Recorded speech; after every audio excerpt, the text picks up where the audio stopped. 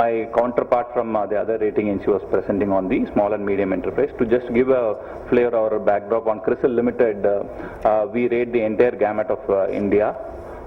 Be it small enterprise, medium enterprise, or large scale industries as well. Today we should be more than 30,000 entities that we have rated across small and medium enterprise and also the large scale. We are there in the industry for more than since probably late 90s, and so that is the timeline from when we are there. My agenda for today's presentation is these four.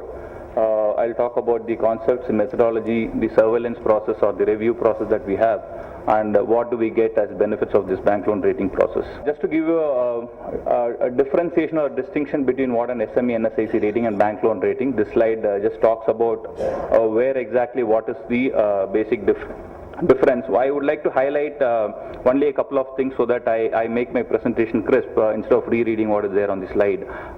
On the SME SSI side, it will be a validity of 1 year and you can reapproach for surveillance process, but in a bank loan rating per se, we will have this monitoring process as a part of our agreement and arrangement, which will help the entities that engage with us to probably continuously develop or progress forward. The scales are slightly different.